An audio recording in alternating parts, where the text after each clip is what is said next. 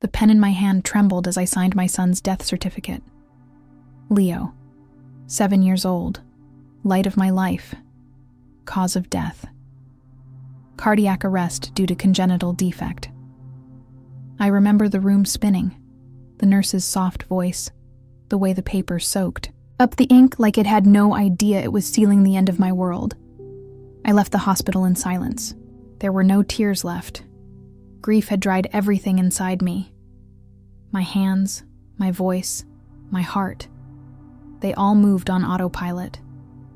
I drove home, parked, and opened my phone to text Nathan.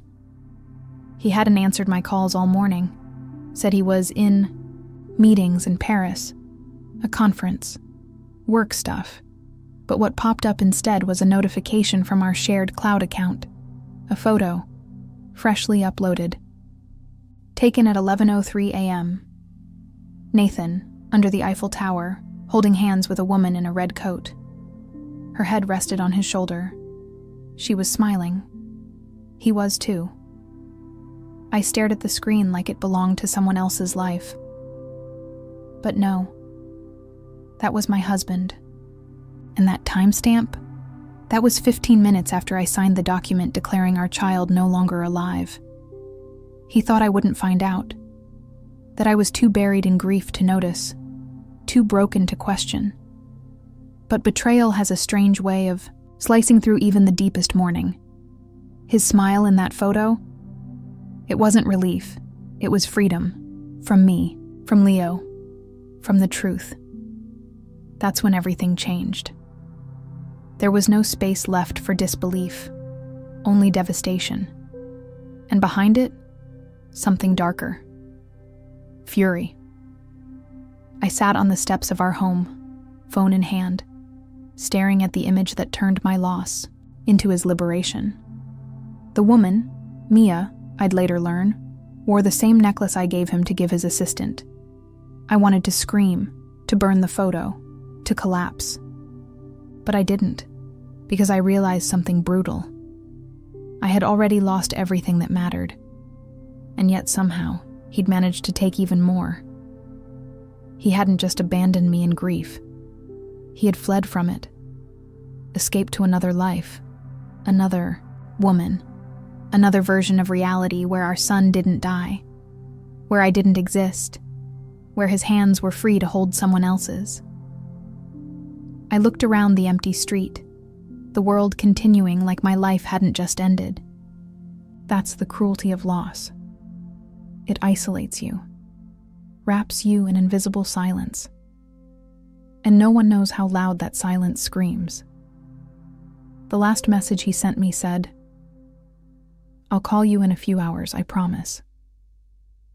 That was the morning Leo's heart stopped. That promise broke as easily as my trust. I didn't reply.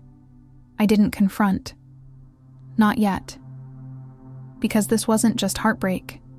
It was a turning point, and I had nothing left to lose. Before the silence, there was laughter. Before the lies, there was love. Or at least, what I thought was love. Nathan and I met in our late 20s, both overworked and under-rested, and collided into each other like something out of a rom-com. He was charming, the kind of man who could make you feel like the only person in the room, even when surrounded by hundreds. He proposed after a year, on a rooftop, string lights overhead, champagne chilled. He cried when he asked. I said yes, through tears of my own. It felt like everything I'd dreamed of was finally real. The house came next, then Leo. And with Leo, our world shifted in the most beautiful way. Leo was everything. Curious, sensitive, brilliant. He was the glue that held me together on days when Nathan was buried in work or too tired to talk. Watching Leo build Lego cities or recite random facts about planets made the noise in my head disappear. He was joy in human form. Nathan adored him at first. They'd build forts together, go on dad missions to the grocery store, wear matching pajamas every Christmas. But over time, Nathan's presence began to flicker. More meetings, more trips. "I'm doing this for us," he'd say, "for Leo's future." I believed him. I needed to believe him. When Leo was diagnosed with the heart defect, our world shifted again, but not in the beautiful way. Hospital visits, specialists, monitors. We became a family living around a countdown, praying the clock wouldn't stop too soon. Nathan said all the right things. "We'll get through this." He's strong, just like his mom. But he rarely made it to the appointments. There was always a call, a client, a deadline. He'd send flowers, text emojis, reassure me that he'd be there next time. I tried not to resent him.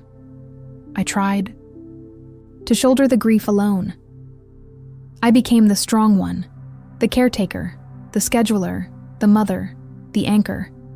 He became the man I updated via text. Still, I clung to hope that one day things would return to the way they were, that Leo would get better, that Nathan would come back emotionally, that we'd make it through this tunnel and find the light again. I held on to every small gesture like it meant more than it did. A late-night call from Paris, a necklace sent home with a note, "For the strongest woman I know." I didn't know then that it wasn't meant for me. When Leo was hospitalized for the final time, Nathan delayed his flight. "I'll be there soon," he said. "Just one more day." Leo asked for him that night, his little voice cracked with exhaustion. "Where's Daddy?" I told him Daddy was trying to get there, that he loved him, that he was coming. He never did. And still, I made excuses. Because hope makes fools of us all. It tells you to wait, to believe, to give just one more chance. I kissed Leo's forehead that morning, whispered everything I could fit into one goodbye, and signed the paper. Hope died with him, but truth had just begun to speak. It started with his silence. Not the angry kind, just the empty kind. The kind that creeps in slowly, until your house is full of someone who's no longer really there. Nathan became a ghost with a body, present in form, but never in spirit. He'd sit across from me at dinner and stare through his phone like it had more to offer than I ever could. He stopped asking about Leo's treatments. He'd skim the updates I sent, nod blankly when I mentioned test results. "That's good," he'd say, even when it wasn't. I once told him the doctors were preparing us for the worst. He blinked, muttered, "Let's hope not," and changed the subject to a pitch he was working on. At first, I thought he was coping. Men process grief differently, I told myself. He's scared, avoiding the pain. I excused the distance as fear, but the fear never turned into action. It turned into absence. He traveled more, always Paris, always clients. I asked once why so many meetings had to be there. He smiled and said, "French investors are romantic like that." I laughed. He didn't. I'd find receipts sometimes, dinners for two at restaurants I'd never heard of. Boutique charged with no explanation. Once, a text popped up from a number I didn't recognize. "Merci pour hier soir." I asked. He said it was a vendor. I wanted to believe him. So I did. The sex faded too. When it happened, it was mechanical. Detached. Like checking a box. I'd lay there wondering if he was imagining someone else. Wondering when I became invisible. I started dressing up more. Cooking his favorite meals. Trying to be lighter, more fun. But it never mattered. His eyes didn't see me anymore. They passed through me like I was background noise. He began locking his phone. Passwords changed. Location sharing disabled. When I asked why, he said he needed boundaries. That not everything needs to be shared. He painted me as invasive, paranoid, too emotional. Gaslighting crept in through the cracks. When I cried, he said I was overwhelmed. When I raised concerns, he called me dramatic. When I asked for reassurance, he gave me distance. And I, stupid, hopeful, desperate, called it love, Claire noticed. She always does. "He's slipping," she said once. "You're doing all of this alone." I defended him, said he was under pressure, that he loved Leo, that he was doing his best. But deep down, I knew. There's a kind of betrayal that happens long before the affair. It happens in the silence, the shrinking, the turning away. It happens when the person you love stops choosing. I just didn't want to see it, because seeing it meant accepting that the man I trusted with my future couldn't be trusted with my present. It wasn't just the photo that shattered me. It was the sequence, the way betrayal unfolded like a story I never asked to read.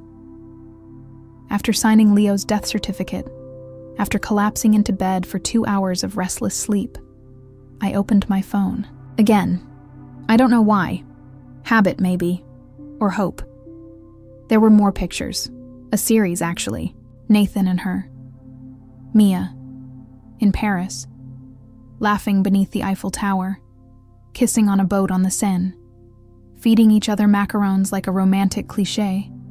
And in one, he's looking at her like she's the only thing that's ever mattered. That's when the numbness cracked open. The timestamp on the boat photo matched the exact moment I was sitting beside Leo's body, brushing his hair back, whispering goodbye over skin already losing warmth. While I said farewell to our son, Nathan was toasting champagne with his lover. I dropped the phone. My hands shook uncontrollably. I fell to the floor, gasping for air that wouldn't come. I couldn't scream. I couldn't even cry. It was like my body couldn't hold the weight of that much pain and that much humiliation at once. This wasn't just betrayal. This was abandonment at the moment I needed him most. And he didn't even have the decency to hide it. He documented it. Posted. And as if our grief had never existed. As if our son had never existed. I scrolled through old texts, his lies now glowing like neon. "I'll be with you in spirit. I hate that I can't be there. You're my whole world." He said these things from a hotel bed she probably shared with him. I couldn't stop looking. Couldn't stop torturing myself with their smiles, their joy. A girl like me should be grateful, right? Grateful he didn't leave sooner. Grateful he waited until our child died to finally disappear. And then I saw it. A video. They were dancing. A street performer played a violin while Mia twirled into Nathan's arms, laughing like a girl in love. And he said it, clear as day. I could stay in this moment forever. I closed the app. I stared at the wall for hours. The sun set. I didn't move. Because how do you begin to rebuild when the foundation wasn't just cracked? It never existed. He hadn't just cheated on me, he cheated on our grief. I didn't eat for 3 days. I barely drank water. My body ached in places I didn't know could hold pain. Not just from Leo's death, but from the unraveling of everything I'd built. Everything I believed. My marriage, my motherhood, my identity. All fractured beyond recognition. Claire came over and found me curled up on the bathroom floor. I didn't even hear her knock. She sat beside me and held me without asking questions. When I finally whispered, "He's in Paris. With her." Her grip tightened. She didn't say, "I'm sorry." She said, "We're getting up." But I couldn't. Not yet. My grief was no longer quiet. It screamed in every corner of the house. Leo's toys untouched, his tiny shoes by the door, his drawing still taped to the fridge, and Nathan's absence, now not just physical, but violently chosen. I smashed a picture frame, our wedding photo. I didn't plan to. I just couldn't look at it anymore. The glass cut my palm, blood mixing with the dust on the floor. It felt symbolic. Like my body was joining the wreckage my heart had already become. People started sending flowers, condolences, but none of them knew the full story. They said things like, "You're so strong. He must be devastated too." I wanted to scream at them. Tell them he wasn't grieving. He was dancing under the Paris sky with someone else. I stopped answering the phone. Let the calls go to voicemail. Nathan's name popped up once, just once, and I stared at it, frozen. He didn't leave a message, just called, like a man checking a box. I didn't call back. Claire took charge, helped me file for bereavement leave, cleared out Leo's room gently, placing everything in labeled boxes while I sat numbly on the edge of the bed, whispering, "I'm sorry," over and over, as if I had failed, as if it was my fault he died while his father was holding another woman's hand. At night, I didn't sleep. I watched the ceiling, replaying every memory.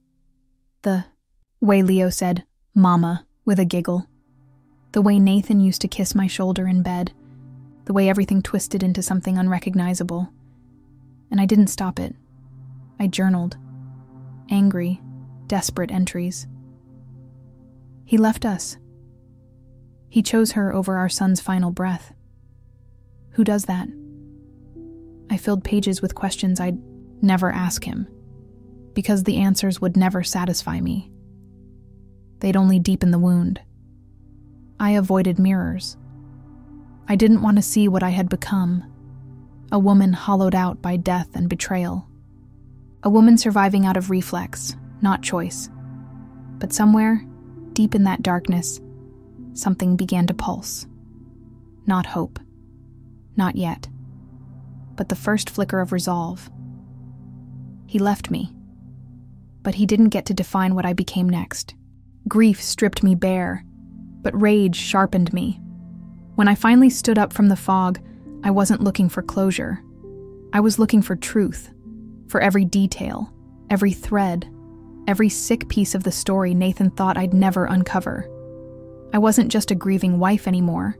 I was a woman building her own map out of a nightmare. I started with his email. I knew the password. He never thought I'd look. The inbox was sterile, clean, almost too clean. But the archives? That's where the truth lived. I found hotel, confirmations, dinner reservations, and then, hidden in a folder labeled conference docs photos. Dozens of them, him and Mia, in Rome, in Berlin. In Barcelona, it wasn't just Paris. This wasn't a fling. This was a second life. I found a message thread with Mia. He called her Mon Étoile, my star. Said she made him feel young again. Said life with me had become too heavy. That he needed light. I sat at the kitchen table, hands shaking, rereading every syllable like it was a eulogy for the version of me that still believed in him. He had traveled with her while Leo was in the ICU. He'd told me he had a business deal in Montreal during our son's emergency surgery. In reality, he was sipping wine in a vineyard with her in southern France. The receipt was still there. 2 tastings, 1 shared suite. I printed everything, created a folder, labeled each trip, each lie. It wasn't about revenge yet. It was about reclaiming my reality. About knowing the scale of what he took from me while I was too busy keeping our son alive alone. Claire helped me access his financials. She had a friend in banking. I felt no guilt. He had no shame. There were transfers to an account in Mia's name. Thousands, gifts, rent. A plane ticket marked MIA Nathan, one way. I nearly laughed. They were planning a life together while ours was falling apart. I started talking to a therapist. Not because I wanted healing, but because I needed stability. I told her everything. She said the word narcissist. I repeated it back like a foreign language. I had loved a man who weaponized my loyalty, who twisted grief into his own excuse for escape. Then came the final piece. Mia had posted a video, a travel vlog, oblivious, careless, damning. She panned over a hotel room, laughing about our little Parisian escape. And in the mirror, Nathan, shirtless, smiling. The same day I was holding Leo's hand for the last time, I saved it. That was the moment I stopped crying for what I lost and started preparing for what I was going to take back. I didn't confront him with screaming. I didn't send the photos or the emails. I didn't beg for an apology I knew would come laced with lies. No. I made a decision the way fire consumes wood, slow at first, then with unstoppable certainty. I wasn't going to let him walk away untouched.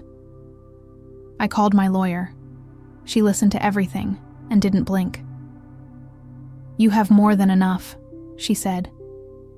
"Infidelity during a child's terminal illness? He's not just walking into a divorce. He's walking into his reckoning." I nodded. Finally, someone saw the scale of what he did. Then I filed divorce, full separation of assets, demanded custody of everything connected to Leo's memory, photos, clothes, his ashes. He wasn't going to stain my son's legacy with his cowardice. I served the papers while he was still in Paris. Let him read them beside his mistress. His reaction was expected. Angry emails, blame shifting. "You're being cruel. You're overreacting." We were broken long before Mia. As if that excused abandoning his dying child. As if his happiness gave him the right to desecrate our grief. I didn't respond. Silence became my power. He sent flowers, a letter. Said he was devastated and confused. Claimed he loved Leo more than anything. But love doesn't vanish into champagne toasts and weekend getaways. Love shows up in hospitals. Love doesn't run. I released the truth. Not publicly. Just where it mattered. Close friends. Family. The lawyer ensured the judge had every receipt. Mia's video. Financial records. Travel logs. The moment he realized I had proof was the moment he stopped calling. His silence wasn't remorse. It was fear. Claire helped me draft a letter to Mia. Not to attack her, but to illuminate. I told her who Leo was, what day he died, what her romantic weekend really cost. She never replied, but the video disappeared from her profile 2 days later. I visited Leo's grave with the divorce decree in my bag. I sat beside the stone and whispered, "I did it, baby. I'm not letting him take anything else from us." The wind moved through the trees like a quiet nod. Nathan tried one last time. Showed up at the house, our house, begging for 5 minutes. I stepped outside, arms crossed. He looked smaller than I remembered, tired, hollow. He said he missed Leo, that he made mistakes, that grief broke him. I said nothing. Then I handed him a box. Inside, the photo of us from the hospital when Leo was born, torn clean down the middle. "This is all you get," I said. "The past. You don't get the future." I walked back inside without looking back. That night, I slept, for the first time in months. Grief still lives in me. But now, it shares space with strength. I wake up every morning to a house that no longer echoes with Nathan's lies. It's quieter, yes, but it's mine. And in that silence, I found something sacred. Myself. Kept Leo's room intact, not as a shrine, but as a space of warmth. I sit there sometimes, just to feel close to him. His drawings, his tiny shoes, the blanket he loved. It all reminds me that love doesn't die. It just changes form. Claire says I walk differently now, straighter, stronger, like someone who's been through the fire and didn't just survive, but rebuilt. And she's right. I no longer apologize for being emotional, for asking questions, for wanting more. I started journaling again, then writing, then speaking. I gave a talk at a grief support group last month, told them my story, every messy, painful, unfiltered part of it. A woman came up to me afterward, tears in her eyes, and said, "You gave me permission to feel everything." Nathan's name doesn't pass through my mouth anymore. He became a footnote in the story of my healing. Legally, he's gone. Emotionally, he never existed the way I thought he did. What I loved was the idea of him. But ideas don't hold you in hospital rooms or mourn with you when the world ends. Mia? I never heard from her again. Last I checked, her pages were private. Maybe she's still with him. Maybe not.